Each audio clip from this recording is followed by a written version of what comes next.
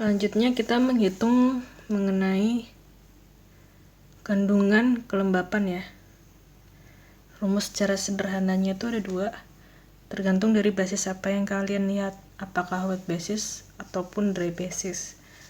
Kalau wet basis berarti kalian menghitung kayak semacam ya kandungan basahnya dia berapa, basis basahnya.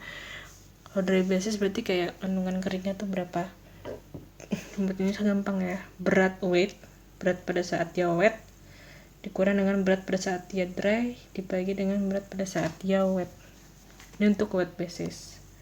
Untuk dry basis, berat pada saat dia basah dikurang berat pada saat dia kering dibagi dengan berat pada saat dia kering kali 100%. Moisture content ini selalu dalam bentuk persen, jadi kayak berapa persen air yang terkandung di dalam sampel tersebut. Kalau yang udah di lab mungkin pernah bantu untuk nimbang kadar air batu bara ya di lab. Kalau ini contohnya kayak berat sampel biji-bijian. Si biji-bijian ini pada awal sampelnya dia tuh punya berat 10 gram. Ini berat basahnya. Kemudian pada saat dimasukin ke furnace atau oven pengering, disertakan dengan wadah kan. Wadahnya tuh juga harus ditimbang. Berat wadah tuh 4 gram. Oke. Setelah di oven di dalam kurun waktu tertentu dengan suhu dan tekanan tertentu, terus kalian keluarin, kalian timbang berat wadah dan berat sampel menjadi 6,3 gram. Nah, terus kalian ditanya nanti berapa persen kandungan kelembapan di dalam biji-bijian tersebut dengan wet basis, yang artinya ditanya berapa persen airnya di dalam sampel tersebut ya. Mungkin ada yang bisa jawab? Gampang ya, dihitung dari keluar kepala. Yang pertama harus kalian tahu itu adalah WW-nya. Wet berat basahnya adalah 10 gram. Kemudian kalian harus tahu berat dry-nya. Berat dry-nya berapa? Gampang ya, berarti kan berat pada saat dia sudah kering. Kalau ini diketahui berat wadah dan berat sampel, ini wadah ya, berat tempat ya, ditambah berat sampel yang udah kering sama dengan 63. Tadi kita udah tahu ya berat tempatnya berapa, 4 gram. 4 ditambah WD sama dengan 6,3. Sehingga kita tahu berat dry-nya atau WD-nya sama dengan 2,3. Dan masukin sini 2,3 gram. Sehingga kalian udah ya bisa ngitung WW-nya berapa? 77% ya. 10 dikurang 2,3 dibagi 10 kali 100%. Dapatnya ini 100% nih. 77%. Oke ya. Kalian bisa melakukan hal yang sama untuk menghitung dry basis-nya. Pokoknya wet basis sama dry basis harus sama dengan 100. 77%. Oke. Bisa dipahami ya. Mudah kan? Selanjutnya kita masuk ke dalam flash drying. Definisi dan fungsi dari flash drying. Nah, flash drying seperti yang saya infokan sebelumnya sama dengan pneumatic drying, yaitu memanfaatkan udara atau gas sebagai media pengeringnya. Jadi flash drying ini menggunakan transfer panas dengan cara konduksi, konveksi, atau radiasi. Oke, dipikir, nanti saya tanya. Lanjut, selain sebagai pengering, fungsi dari flash drying juga sebagai media transportasi. Artinya dia bisa memindahkan dari partikel dari satu tempat ke tempat yang lain, sehingga fungsinya jadi dua ya, bisa mengeringkan sekaligus memindahkan. Terus media pengeringnya menggunakan udara panas. Nah, udara panas ini sumbernya ada macam-macam. Bisa kalian dari pemanasan kalian bakar, batu bara, terus kalian tiup, udara panasnya langsung ke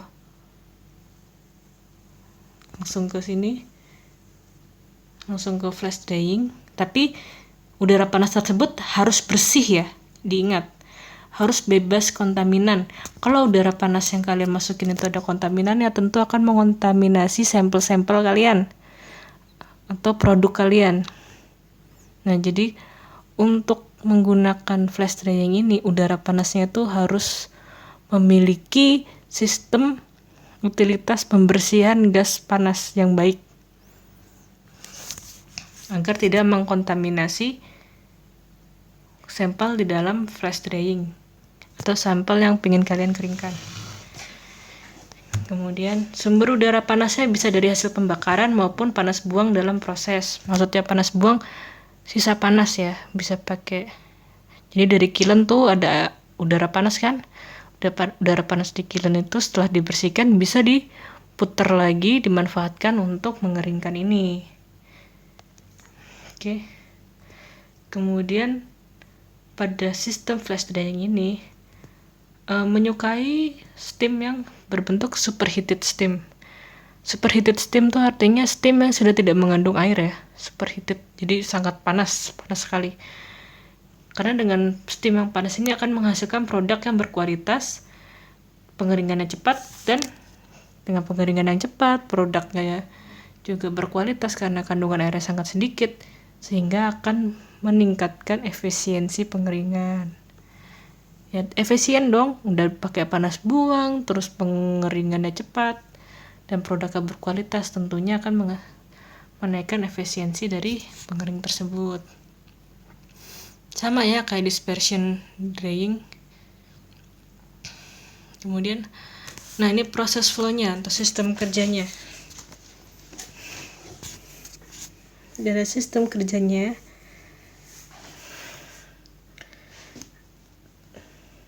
tunggu, ada bagian-bagiannya nih.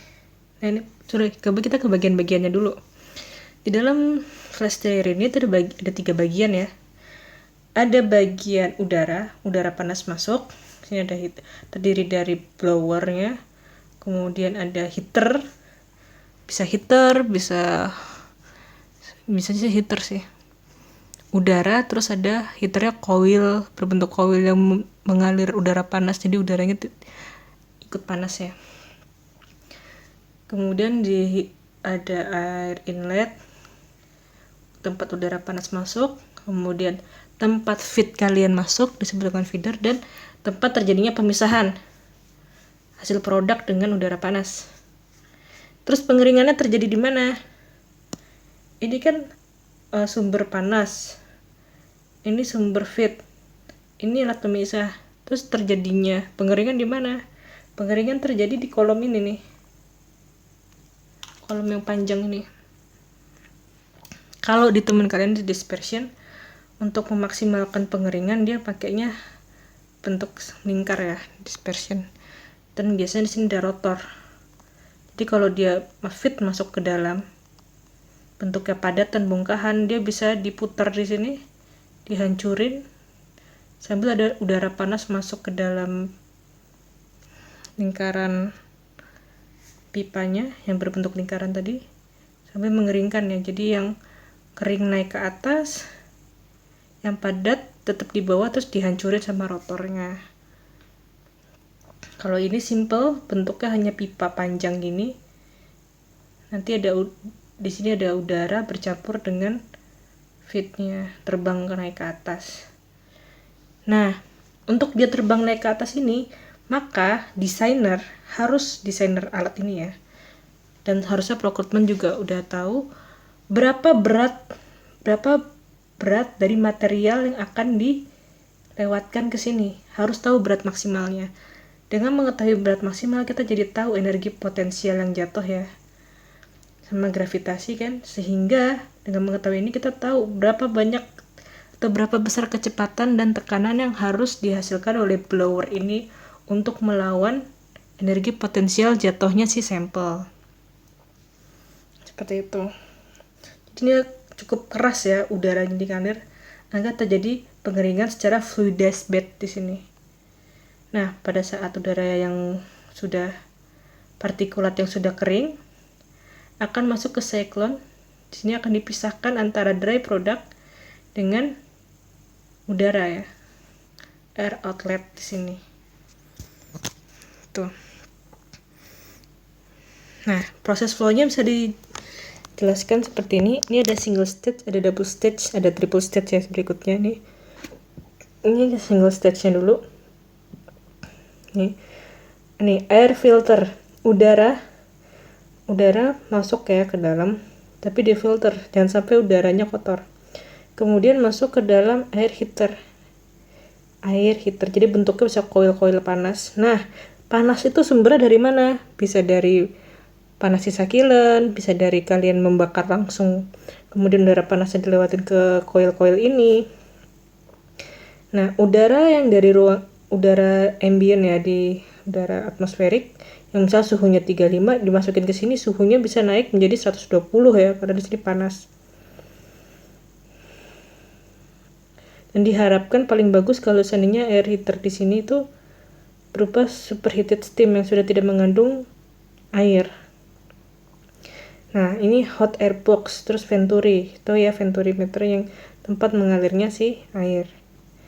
Ini bagian 1. Bagian 2-nya adalah si feed. Di feed ini ada kayak semacam screw conveyor. Di sini ada mixer. Feed masuk. Mixer mencampurkan apa? Mencampurkan fresh feed dengan recycle feed. Recycle ini biasanya untuk benda yang masih dianggap lebih berat ya, kurang kering atau masih berbentuk lamsam. Dan ini nanti ada pemisahnya di sini nih. Di recycle dicampur antara feed dengan recycle ya. Bebas produk, recycle produk. Kemudian dilewatkan menggunakan dispenser. Nah, ini untuk mengatur padatan yang masuk ke dalam kolom pengering, drying kolom pengering. Nah, kalau kalian lihat di sini warnanya orange, artinya dia ada terjadi transfer panas, yang tadinya panas kemudian dingin bertemu menjadi hangat ya di sini ya. Ingat, hangat tidak panas, sehingga menyebabkan pengeringan di dalam flash drying ini sangat efektif, tidak menyebabkan si material hangus karena kontaknya sangat cepat ya.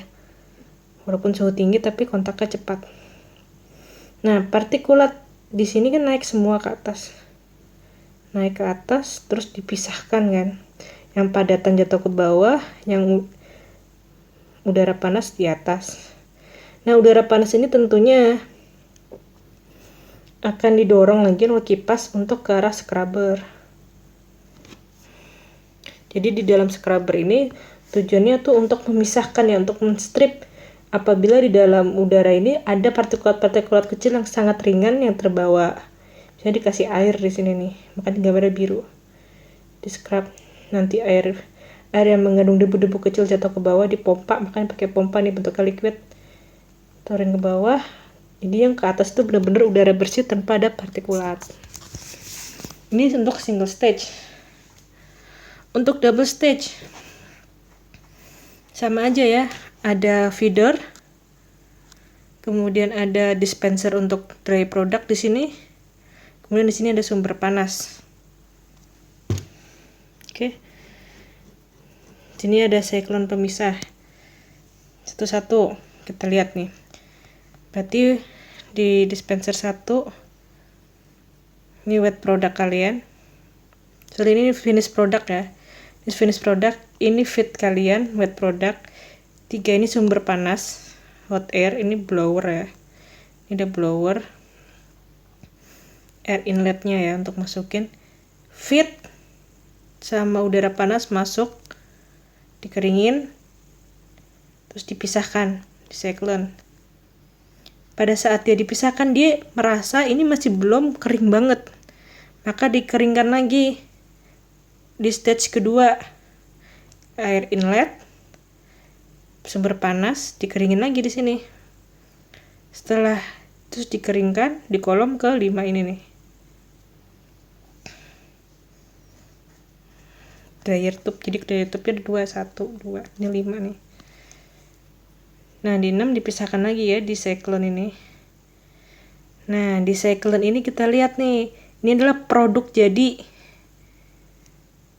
Terus di atas ini kan ada udara panas plus partikulat kecil, dipisahkan lagi oleh cyclone, tidak recycle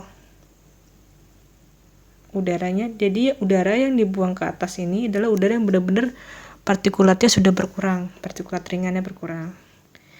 6 dan 7 berkumpul jadi satu di conveyor belt ini, masuk ke 9 yaitu dry product discharge atau dispenser dari tempat penyimpanan dari produk yang sudah kering. Nah, udara yang keluar dari 7 ini akan menuju ke 4 untuk dialirkan lagi. Udara panasnya dimanfaatkan untuk penggiringan kembali. Jadi dari 4 ini dia masuk ke 4 ini. Jadi ada 2 recycle ya, ada recycle udara dan recycle produk. Ada 3 yang sama recycle di sini nih. 7, jadi dry produknya ada banyak. Produk 1, produk 2, dan di sini ada udara panas.